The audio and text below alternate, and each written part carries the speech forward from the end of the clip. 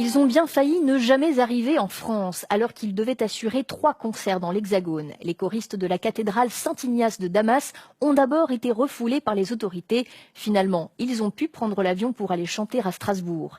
Les Syriens participent à un festival de musique sacrée qui rassemble des artistes de 5 religions et 10 pays différents.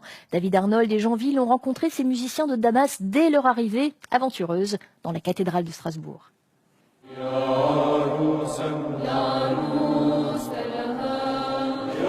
24 heures qu'ils ont quitté Damas. 24 heures pratiquement sans dormir. Ils avaient déjà eu toutes les peines du monde pour obtenir leur visa. Pas crédible, disait-on à l'ambassade de France à Beyrouth. Mais cette fois, ça y est, la chorale de la cathédrale de Damas peut commencer à chanter.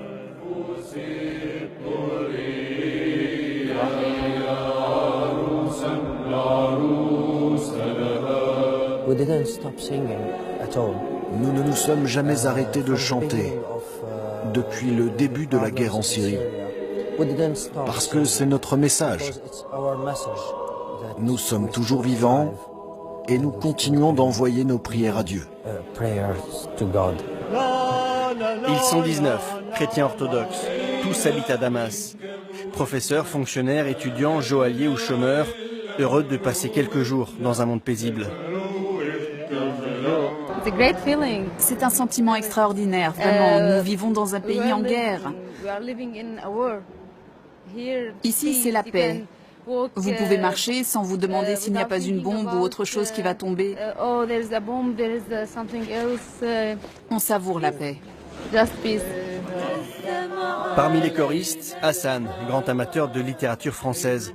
Il enseigne la langue de Molière à Damas, une ville où même les écoles ne sont plus les sanctuaires. J'envoie mes enfants à l'école chaque matin, mais je suis toujours comme ça, stress. L'année passée, il y a des obus qui sont tombés près de l'école, et il y a un obus qui est tombé sur l'autocar des enfants. Il y a des étudiants qui sont morts, malheureusement. Les autres étudiants, même mes enfants, ils sont restés à côté pour être un peu sûrs, ou rassurés un peu. Et après, ils sont marchés même sur leur sang, les sangs des autres. C'est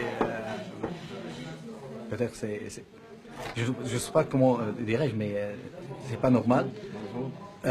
Les enfants maintenant, je crois que les enfants perdent quelque chose de leur enfance. Où qu'ils soient, les choristes sont à l'aise et se mettent à chanter.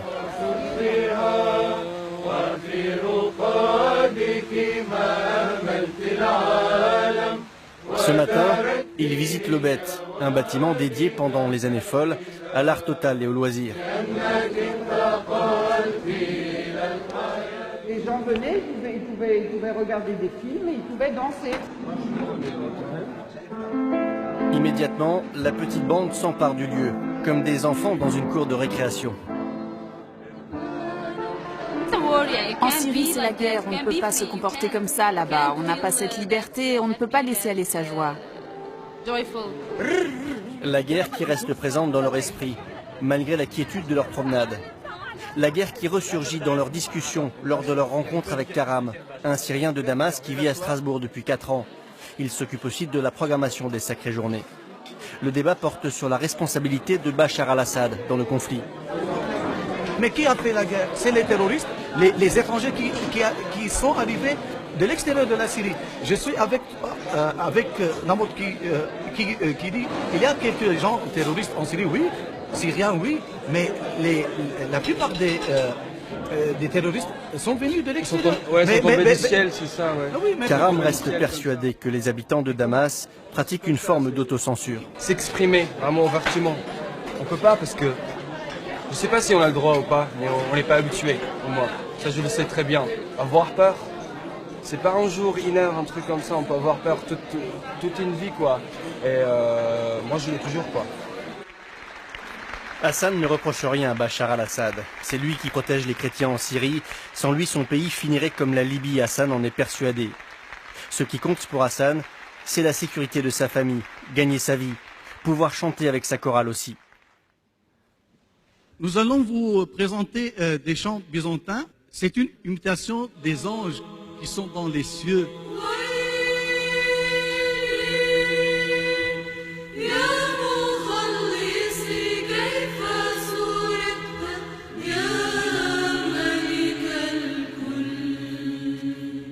Liberté d'expression ou pas, la chorale de Damas continuera toujours à s'exprimer.